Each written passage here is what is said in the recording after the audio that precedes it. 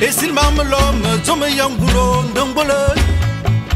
Me tume yamba, katamen si me somme yanya ke fabum. Et mon yango yabe.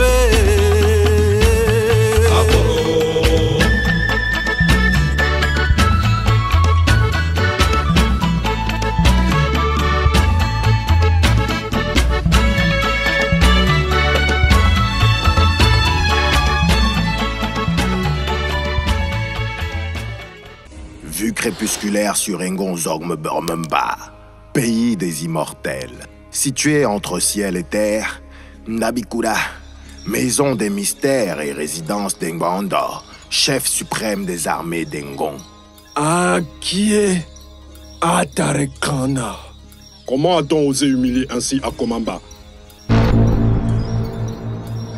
Ndutumfulu, ce mortel nommé Alum Domingo de la Yolon, va apprendre à ses dépens qu'on ne provoque pas ainsi les hommes d'Engon. Engbandor. Pour cet homme, la mort même serait trop douce. Pareil affront ne doit jamais rester impuni. Ce minable va subir la punition la plus humiliante de sa vie. Pour cette fois, Ndutumfulu, je suis parfaitement de ton avis. Pour comprendre l'indicible colère du chef suprême des armées d'Engon, d'ordinaire si calme et mesuré, faisons un retour en arrière dans le temps. Quelque part à Okui, pays des mortels. Vois ce village là-bas. Je pense que nous sommes arrivés. Parfait. Espérons que ces mortels se conduiront en note affable à notre égard.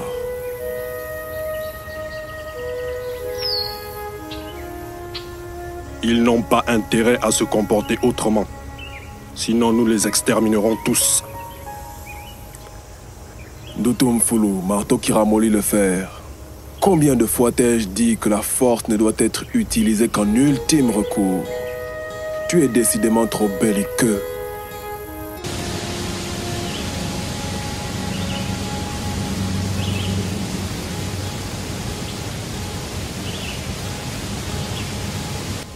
Tiens, regarde.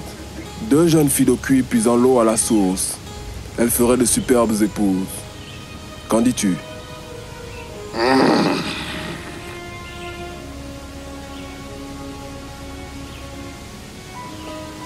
À Fanengon, 2 hommes approchent.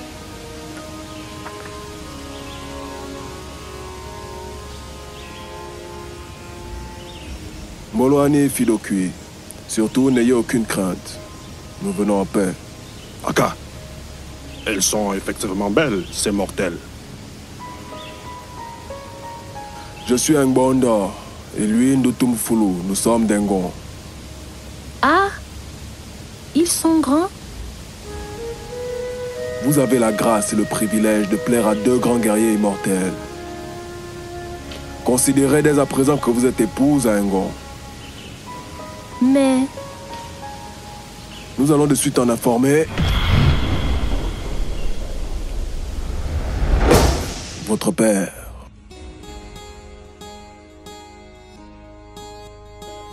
Zama, des immortels chez les Yomisum, que nous veulent-ils encore?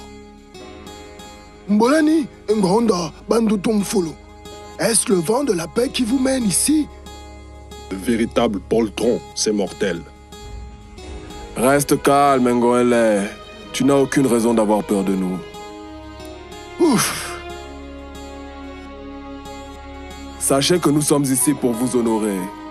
Dès à présent, je vous informe que nous sommes des peuples alliés, car vos filles sont désormais nos femmes. Dans exactement 2 semaines, nous les attendons à Engon.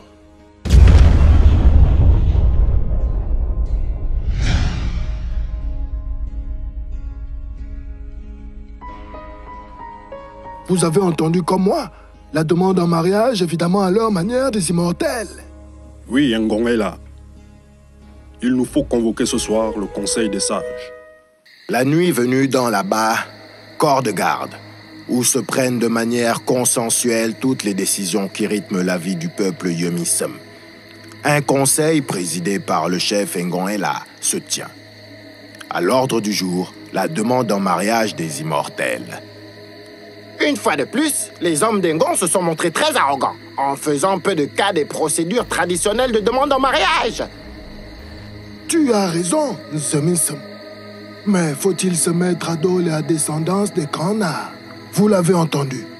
L'occasion nous est donnée d'en faire des alliés par le mariage de nos filles. C'est bien vrai, Bebela.